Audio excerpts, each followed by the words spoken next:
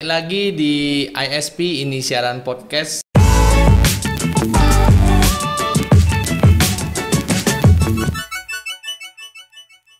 Halo, apa kabar semuanya? Kembali lagi dengan saya di segmen ISP, ini siaran podcast. Dan kali ini kita akan membahas sesuatu yang memiliki stigma negatif di masyarakat berhubungan dengan sesuatu pekerjaan dan juga investasi, ya.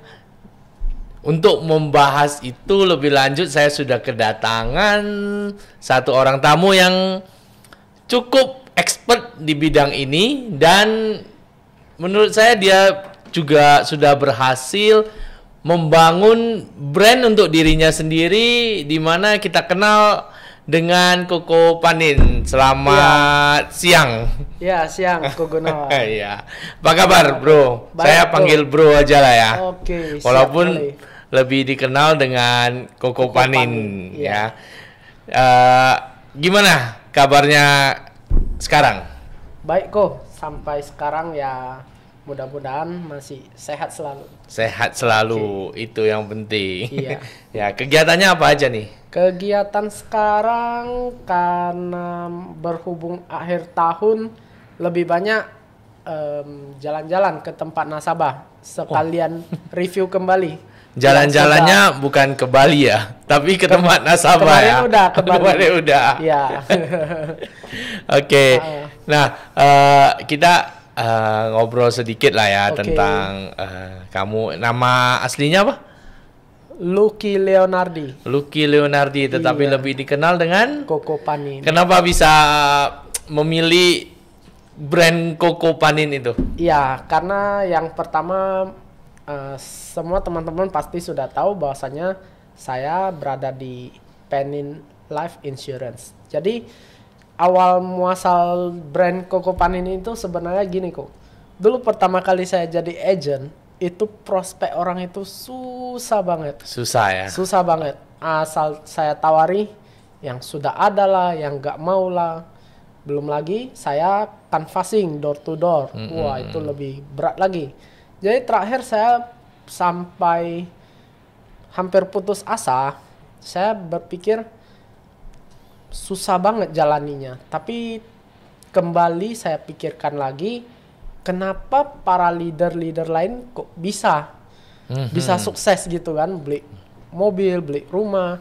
Berarti cara saya mungkin masih salah. Oke. Terakhir setelah saya browsing, saya cari-cari, ternyata saya harus melakukan yang namanya personal branding. Nah, jadi di situ saya langsung cari nih, kira-kira apa ya yang cocok. Koko Panin cocok kayaknya. Saya cari dulu nih, ada yang pakai nggak? Rupanya belum ada. Ya udah, saya benchmark aja. Oke, jadi Koko Panin itu akhirnya melekat lah ya di Iya. diri kamu. Iya. Oke, nah jadi tadi udah di-spill ya bahwasanya Bro Lucky ini seorang agent insurance. Jadi kali ini bahasan kita pasti tidak jauh dari dunia insurance atau asuransi. Oke. Nah, asuransi kalau ini ya di masyarakat kan banyak mendapat stigma yang negatif. Oh, banget Ya. kok, Pendapat banget. kamu gimana?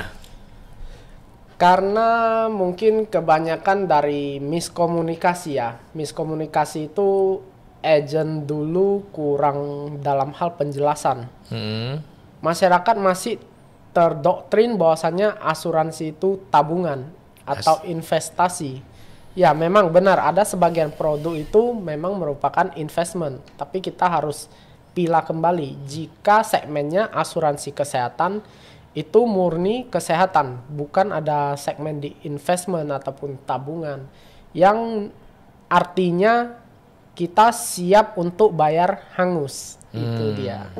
Jadi sebenarnya konsep asuransi itu bayar ya hangus, tidak Iya. ada duit kembali ya. Iya, seperti itu. Jadi mungkin stigma-stigma negatif itu terbangun dari agent-agent yang kurang dalam hal penjelasan. Iya. Nanti jelasinya biar cepat closing oh Koko Cici kamu bayar 10 tahun aja nggak perlu bayar lagi. Nah, itu yang paling sering didengar ya. Iya, itu paling banyak itu. Padahal tidak benar ya. Ya, sampai sekarang pun saya masih menemukan banyak ketika melakukan prospek.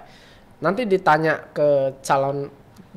sama calon prospekan itu, jadi ini saya bayarnya berapa tahun? 10 tahun ya. Masih ada stigma itu. Iya. Jadi hal-hal tersebut membuat image kita jadi negatif. Asuransi itu jadi negatif ya. Padahal menurut Koko Panin penting nggak tuh asuransi? Kalau asuransi itu selama kita sanggup bayar, saya rasa itu sangat penting ya Ko ya. Apalagi menurut saya asuransi merupakan sebuah kebutuhan dasar sekarang. Karena notabene-nya kita manusia pada dasarnya semua bisa sakit. Dan ingat, asuransi itu bukan hanya untuk sakit, tapi ketika kita terjadi resiko kecelakaan di jalan ataupun jatuh di kamar mandi di rumah, itu semua bisa di cover. Itu fungsinya sangat bagus sebenarnya. Jadi menurut Koko Panin seharusnya orang-orang sekarang itu harus melek untuk berasuransi ya. Wajib Ya. Wajib. Cuma kan terkadang ketika prospek nanti jawabannya, aduh saya takut nggak sanggup bayar nantinya. Nah itu sebenarnya sama sih seperti saya dulu ya waktu saya masih inilah ya awal-awal bekerja, penghasilan kan masih pas-pasan. Disuruh untuk mengalokasikan dari penghasilan itu sedikit ke asuransi, rasanya sepertinya berat kali ya. Berat sekali. Iya. Jadi kira-kira kalau dari sisi itu tanggapannya kamu gimana? Kalau menurut saya porsi terbaik itu kita sisihkan minimal 10% lah dari penghasilan kita. Kita jangan lihat bahwasannya itu hal yang akan memberatkan kita. Karena saya banyak jumpai teman-teman saya sendiri yang dulunya saya tawari nggak mau masuk, tapi ketika sakit saya suruh ke rumah sakit, nggak mau katanya. Mahal, ya. Kita sudah tahu jika kita bisa sakit, kalau sakit masuk ke rumah sakit itu biayanya mahal. Kenapa kita, why we don't have any insurance? Betul. Tapi kan ya itu masalahnya kembali lagi ke penghasilan orang itu gitu. Makanya saya bilang kita nggak perlu sisihkan banyak, 10%. Nah 10% itu kita lihat, kita bisa beli produk yang sampai semana, ya sudah kita beli itu aja. Kita jangan paksa ikut-ikutan orang lain beli harus yang limit gede, mahal. Berarti intinya kita sanggup berapa, kita coba cari produk yang sesuai dengan kemampuan kita. Iya. Minimal ada proteksi ya. Iya, minimal ada proteksi. Karena kalau di asuransi kesehatan itu sebenarnya premi paling murah itu start dari 200.000 per bulan. 200.000 kita sudah bisa ya? Punya proteksi kesehatan loh itu kok. Oke. Iya. Jadi harusnya dengan penghasilan karyawan juga udah bisa ya? Iya, harusnya sih nggak masalah 200.000. Karena 200.000 kita sekali nge-mall pun kadang lebih. Kan? Sekali makan aja udah habis lah ya 200.000 ya. Iya. Oke. Nah. Lucky sendiri ya, Koko Panin sendiri kenapa bisa memilih untuk terjun di dunia asuransi? Kan masih banyak nih kegiatan lainnya. Ya, saya basically-nya dulunya dari multi level. Ya. Masih ada hubungan nih. Iya, jadi sama sih sebenarnya insurance itu ujung-ujungnya juga multi level karena kita harus membentuk tim. Nah, itu ceritanya dari ketika ekonomi terpuruk laku.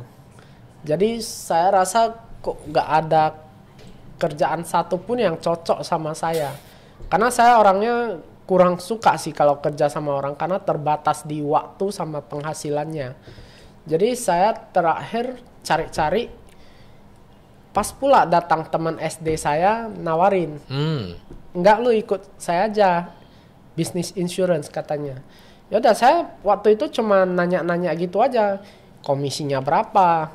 Gimana caranya? Jalaninya? Dia cuma jelasin dasar tuh. Oke, saya mau coba. Intinya saya mau coba.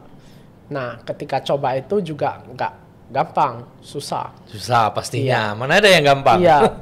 Tapi seiring berjalan waktu, sejak saya ketemu dengan pilihan saya branding, nah itulah di sana mulai perlahan-perlahan sambil saya kasih lihat ke teman-teman semuanya apa sih yang sehari-hari saya kerjakan, yaitu urus klaim, closing nasabah, nah, seperti itulah. Makanya salah satu faktor pemicu ekonomi. Kalau saya jujur, ekonomi. Terpaksa berarti ya. Terpaksa berarti, iya benar. Ya kalau sudah terpaksa apapun dijalani lah ya. Iya, semua dicoba. Tapi karena mencoba akhirnya menemukan jalannya di insurance ini benar. Ya. Oke, udah berapa lama jalani? Saya dari 2018 kok. 2018, iya. Berarti sekitar 4 tahun. 4 tahunan lah ya. 4 tahunan jalan selama 4 tahun ini punya momen-momen yang berkesan nggak? Momen berkesan itu banyak. Ketika mungkin terjadi penolakan ya, terkadang sakit rasanya. Sakit. Iya. Terkadang kan apalagi kebanyakan kita kalau jadi agent yang pertama kita cari kalau nggak keluarga ya teman. Kalau nggak keluarga, teman betul yang paling dekat terlebih dahulu ya. Iya, ring satu kita dulu. Jadi ketika itu nanya nih ke family lah kan. Saya nanya, anak lu yang ini kan udah lahir. Lu bantu-bantu gua, lu masuk omset, bantu-bantu omset lah. Itu jawabannya sampai sekarang masih saya capture itu kok. Oh, sorry. Nanti anak saya kalau mau masuk pun sama agent suami saya aja. Oh. Lebih ke situ sih. Itu yang buat jadi triggernya biar semakin berpacu kita di sini. Walaupun mengalami penolakan tapi hajar terus jalan aja. Ya, udah jalan 4 tahun berarti udah lumayan lah ya.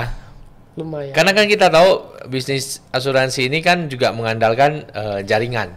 Iya, sama lah kayak multi level. Iya benar. Nah, Koko Panin sendiri udah punya tim sendiri nggak? Tim saya sudah ada, saya sudah persiapkan. Untuk tim sekarang yang aktif itu sekitar 7-8 orang. 7-8 iya. orang. Oke. Nah, jalani jadi seorang agen asuransi pasti kan berharap memiliki pendapatan yang lebih ya. Kalau Koko Panin sendiri nih, kalau boleh di spill sedikit nih. Ini kayaknya bocor-bocor aib ini ya. Di spill sedikit, kira-kira pendapatan per bulannya itu berada di kisaran berapa? Kisaran aja, nggak usah angka pasti lah ya. Oke, itu kalau mungkin dari sejauh ini sampai sekarang saya jalaninya, sekarang udah di kisaran sekitar 40 jutaan gitu lah ya. 40 jutaan lah ya. Per bulan income. Wah, lumayan nih. Lebih bisa dibilang udah lebih dari gaji seorang manajer mungkin ya kalau untuk di Medan ini ya. Iya. Di Medan ya. Kita ngomongnya di Medan. Di Medan. Iya. Nah, ini kan belakangan kan sempat viral tuh. Ya kita kaitkan sedikit lah ya. Boleh. Karena kita membahas tentang pendapatan. Sempat viral tuh di TikTok terutama ya. Oh, pendapatan ada satu Ciasaka. Iya, kalau nggak salah ya. Si Felicia. Kemarin saya di Champion Camp Bogor baru jumpai dia. Oh, berarti Panin juga dia? Dia kami diundang Penindaichi Live sebagai pembicara. Oh, sebagai pembicara. Nah, dia kan nanya-nanya tuh pendapatan berapa, ada berapa sampai 1 M. Itu real. Yes. Beneran.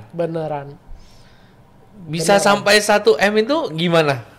Bisa sampai 1 M itu berarti timnya yang di bawah itu benar-benar sudah jalan banget itu kok. Timnya itu bukan main-main lagi.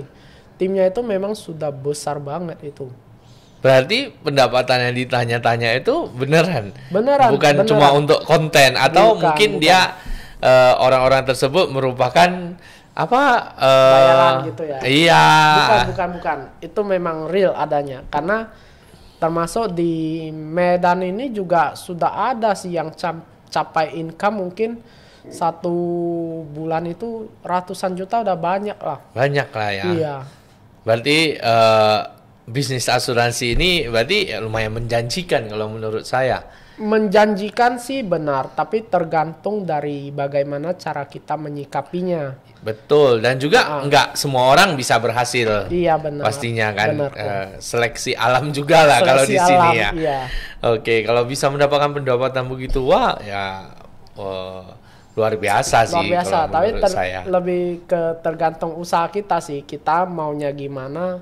Sebenarnya income kita itu kita sendiri yang tentukan. Kita yang atur juga. Iya, gua maunya berapa? Gua maunya misalnya di angka 20 juta. Ya udah gua pasang target. Gua harus closing berapa biar income gua capai segitu. Tapi ya kan udah. itu susah. Susah. Nggak gampang kan? Iya, benar memang. Untuk sebagian besar memang keluhannya memang pasti susah untuk closing. Tapi ya kembali lagi kalau ke saya selalu cari alternatif lainnya lagi. Dulu prospek, canvassing selalu ditolak. Ya udah akhirnya saya buat branding sendiri, saya buat brand saya sendiri, Koko Panin. Di situ saya kasih lihat aktivitas saya sehari-hari, kegiatan saya, pencapaian saya semua. Nah dari situ mungkin sampai tahun ini saya jualannya nggak perlu secapek tahun-tahun lalu lagi kok. Karena orang sudah kenal, sudah bisa konsultasi sendiri. Berarti brandnya udah jalan. Iya, tinggal sayanya aja menyesuaikan sama kebutuhan nasabah saya. Oke. Berarti bisa dibilang brand Koko Panin ini udah lumayan sukses nih ya. Udah mulai jalan lah, mulai dikenal ke teman-teman lainnya. Iya, boleh. Iya. Nah, bicara mengenai pendapatan kembali ya. Nah, pendapatan itu didapat dari mana? Apakah dengan menjual produk doang? Pendapatan itu base utamanya ya dari penjualan kita. Lu ada jual, lu ada komisi. Tapi di luar itu kita masih ada banyak yang namanya bonus. Bonus kuartalan, bonus persistensi. Belum lagi bonus trip untuk traveling. Belum lagi overriding dari tim kita semua. Nah itu semua banyak. Berarti bukan cuma jual produk doang ya pendapatannya. Berarti bukan cuma jual dapat komisi doang, bukan.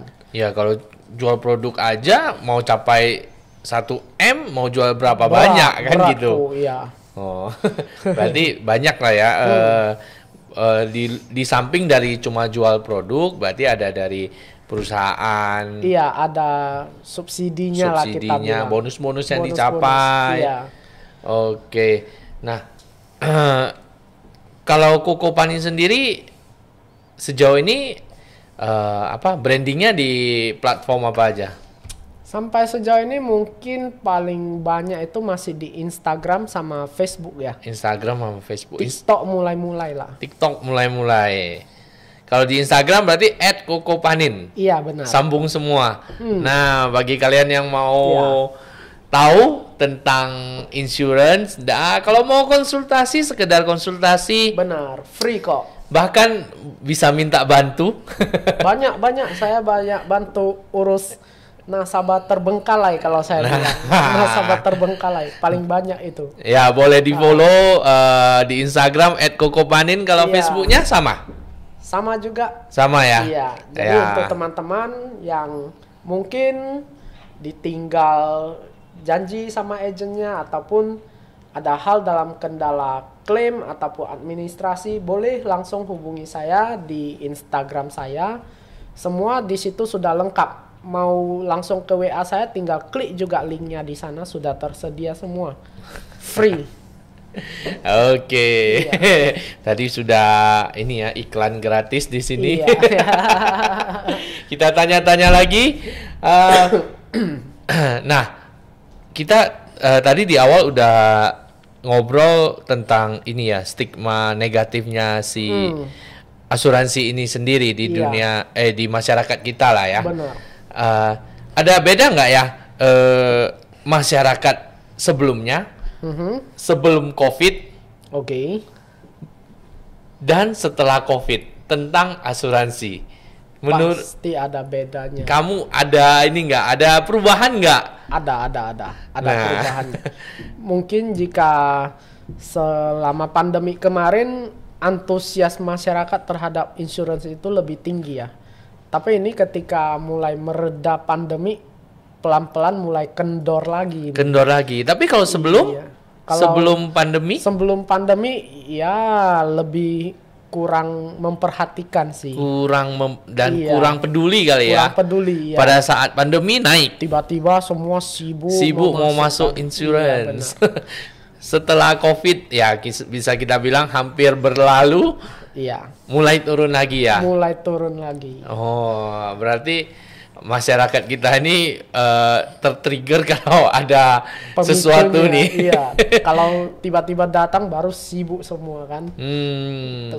Betul. Nah,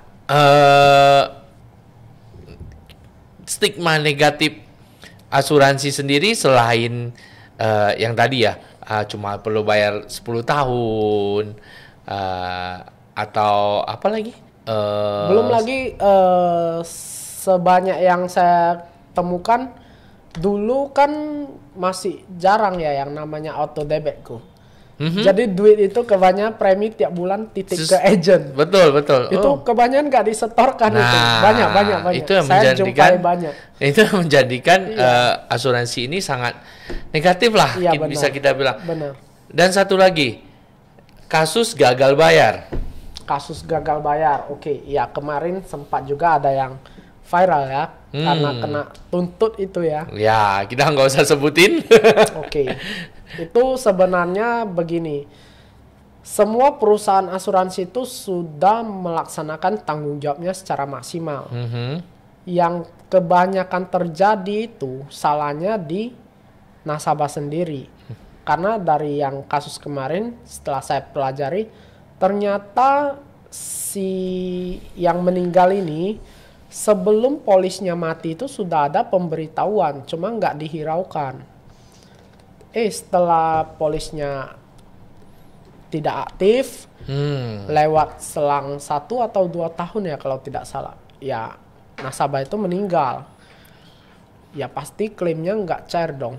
Oh, berarti gagal bayar itu kan kalau... Itu salah satunya. Itu kan karena polisnya mati. Kalau polisnya yang masih hidup, nah karena ini mungkin terjadi juga dengan saya ya, dengan ibu saya terutama ya.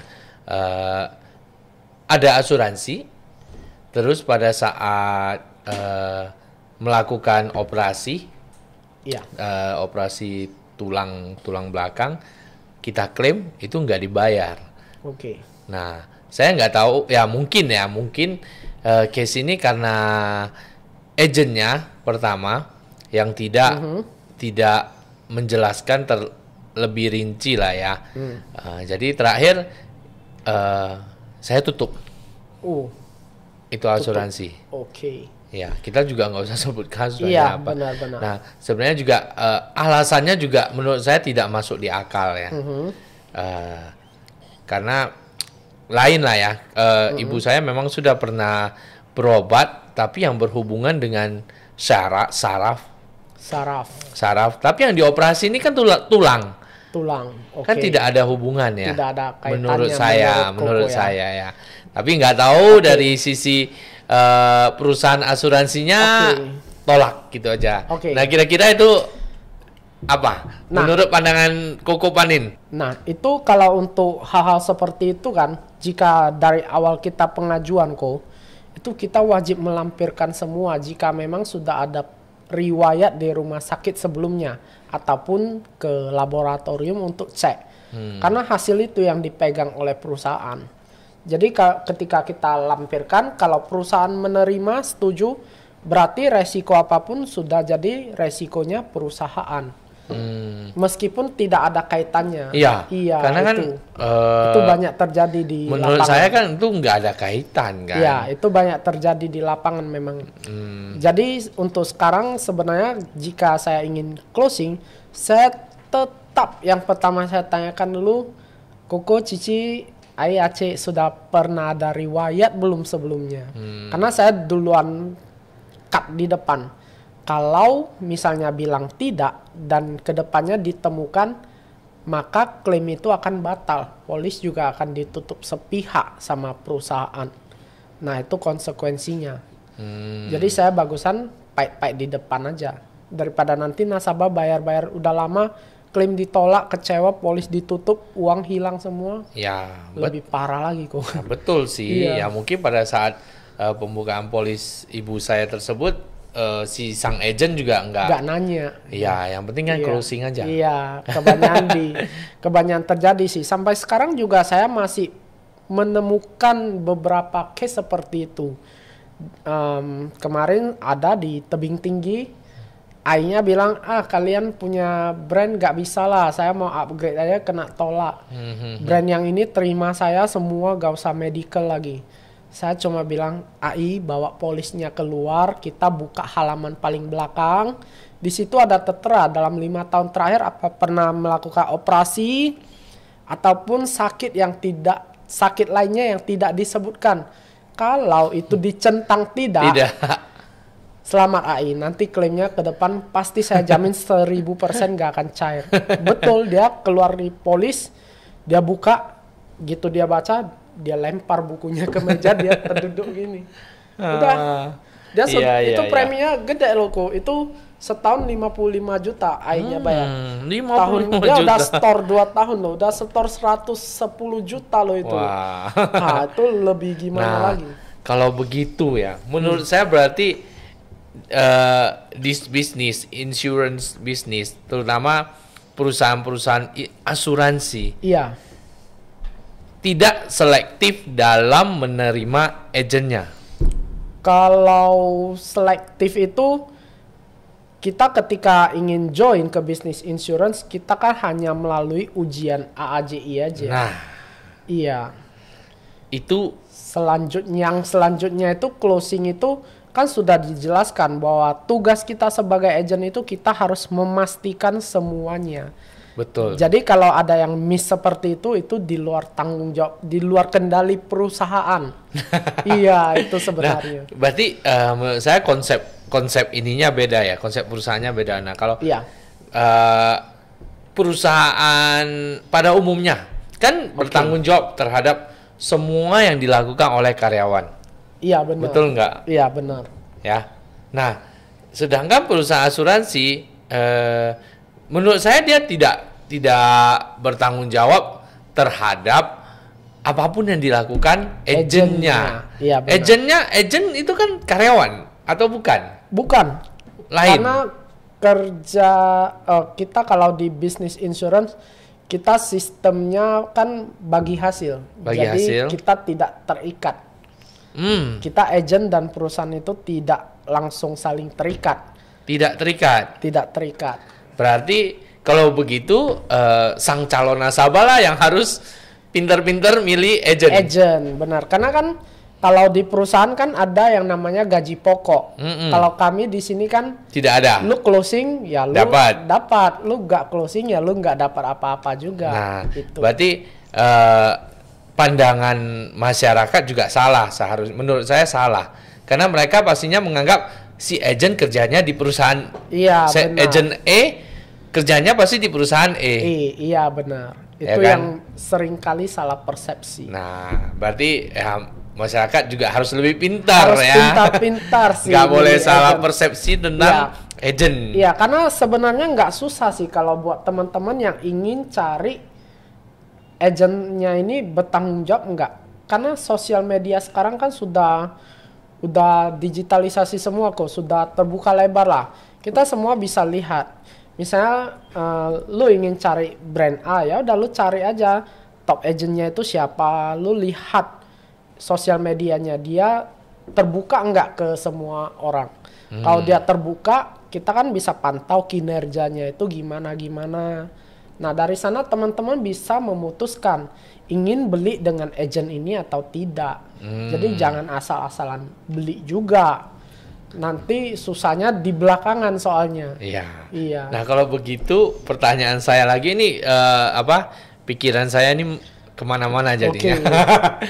Karena tidak terikat ke satu perusahaan. Bisa nggak misalnya saya nih agent sekarang di perusahaan A, saya agent juga di perusahaan B, agent juga di perusahaan C, bisa nggak? Bisa banget. Bisa ya? Bisa banget. Berarti Tapi dia sistemnya nggak pakai nama dia lagi. Dia mungkin pakai nama istrinya atau adiknya atau ayahnya. Nggak bisa misalnya saya nggak bisa. Gunawan agent asuransi A. Saya daftar lagi. Iya, Gunawan agent asuransi. Oh, tidak bisa. Berarti memakai nama orang terdekat lah ya. Iya. Istri, anak atau sebagainya. Iya, benar.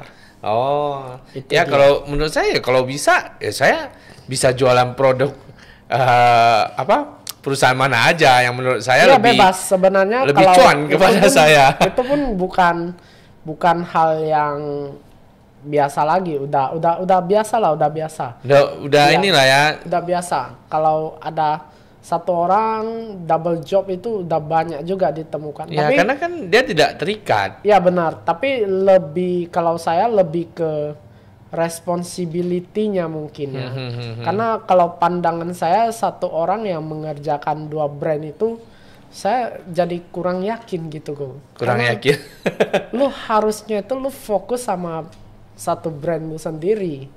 Jangan hanya karena demi brand lain produknya lebih cuan, lu jual itu. Jangan juga.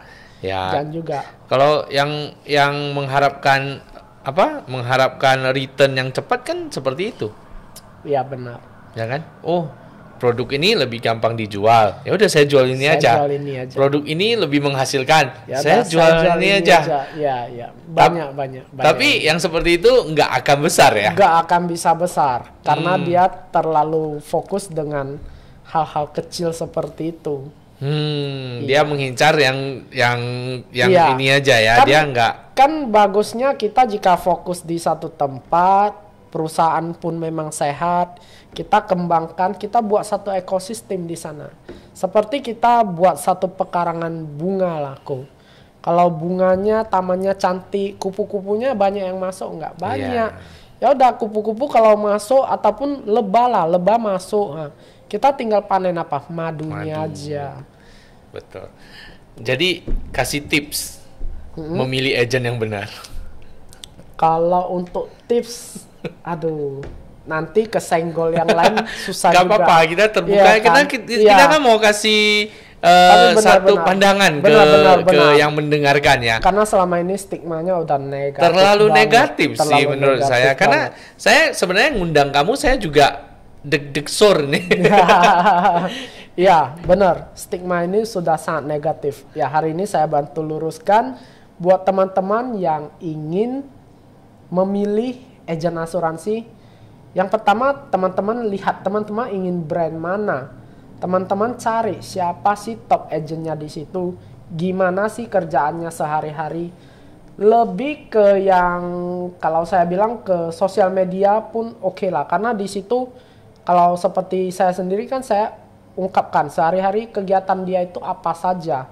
Apa yang dilakukan. Dia sering nggak handle klaim nasabah. Dia sering nggak urus nasabah. Dia pencapaiannya banyak juga nggak. Kalau berprestasi itu yang agent bagus itu sudah pasti berprestasi. Itu aja. Nah dari situ beberapa poin itu mungkin teman-teman sudah bisa putuskan. Saya mau beli nggak sama dia. Itu sih. Iya. Jadi itu ya tadi tips untuk memilih agent asuransi yang benar lah, yang benar, yang tepat. Iya benar kok. Jangan sampai salah pilih agent ya, nanti karena nyesel juga kan. Ya di luar sana ya banyak sekali agent-agent yang ya seperti itu kurang bertanggung jawab. Oke. Dia lebih mementingkan kepentingan pribadinya, lebih ke situ.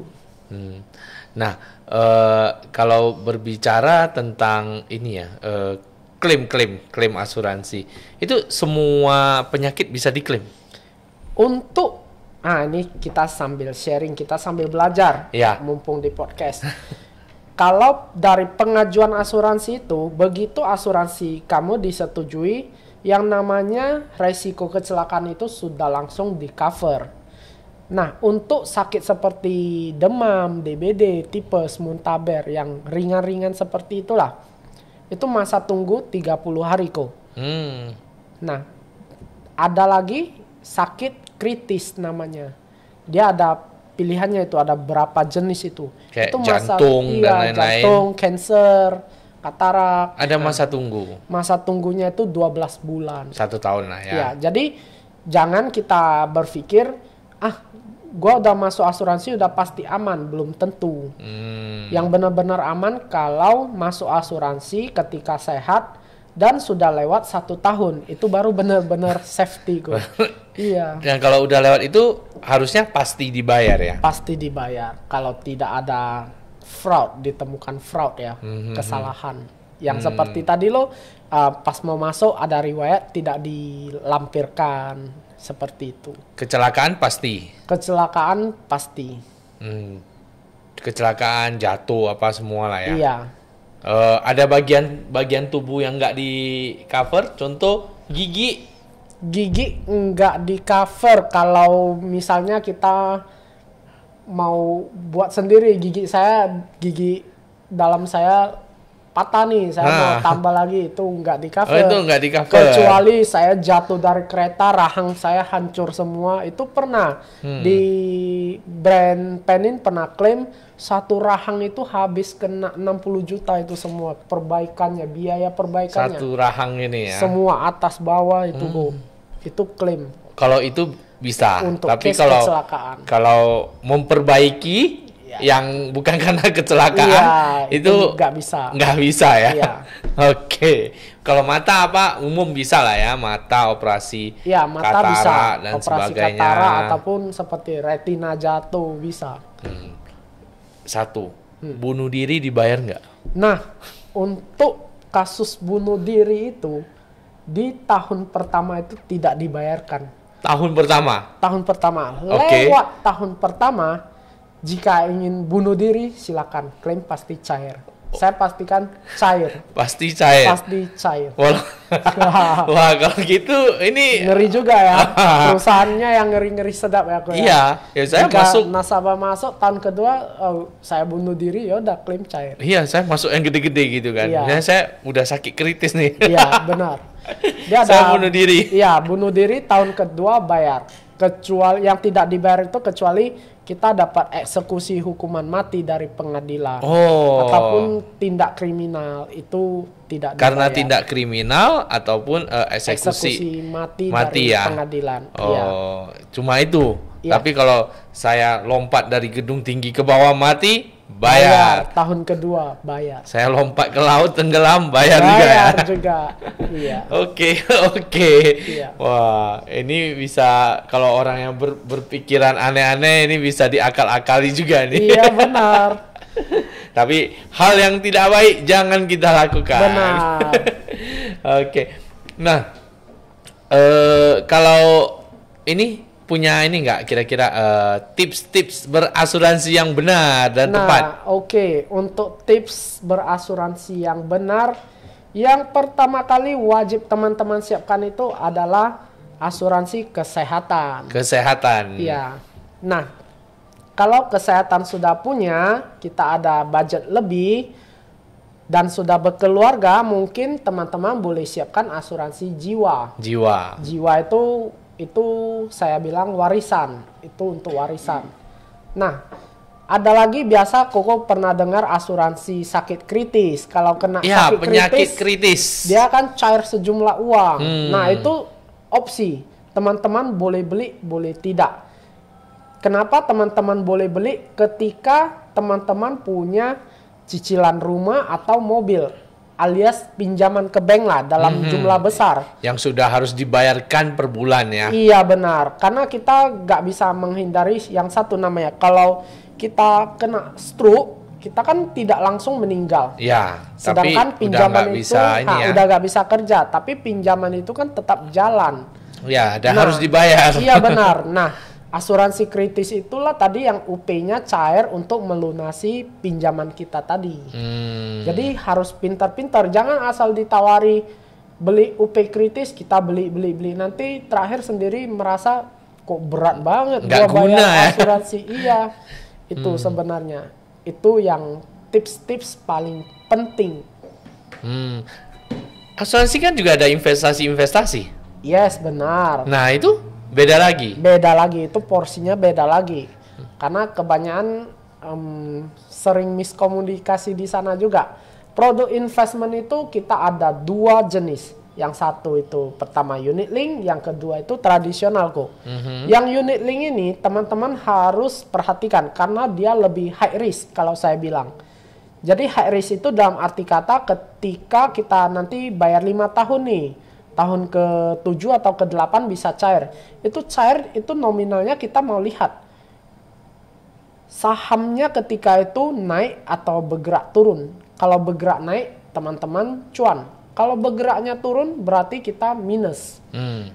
Nah, yang paling efektif itu menurut saya yang paling pasti itu yang kedua, tradisional.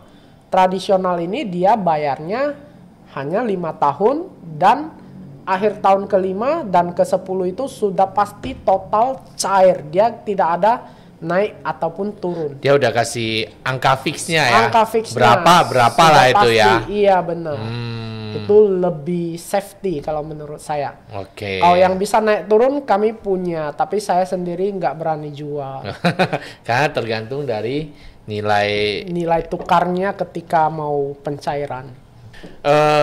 Nah, tentang polis yang sudah kita beli nih, ini bisa ini nggak ya mengcover biaya kesehatan kalau kita berobat di luar negeri?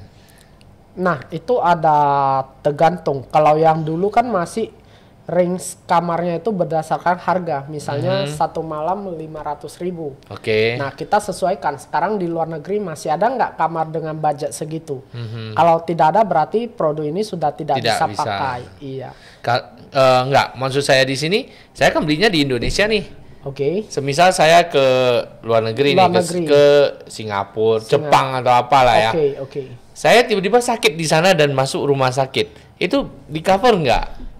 Itu kalau kita beli plan-nya yang bisa pakai karena kebanyakan sekarang asuransi itu cover seluruh Asia kecuali Singapura, Hong Kong, Jepang. Kecuali 3 negara itu kok. Itu bisa di cover tapi ekstra area lagi. Kalau kita... Nah, kita misalnya ke Penang atau Kuala Lumpur. Nah, untuk produk terbaru sekarang itu semua sudah bisa dipakai. Sudah di cover ya? Iya, benar. Kalau di luar itu, contoh yang tadi apa? Hong Kong, Singapura, Japan. Iya. Nah, kalau di sana... kalau di 3 negara itu, kita tidak beli area khusus untuk di sana, itu tidak bisa di cover.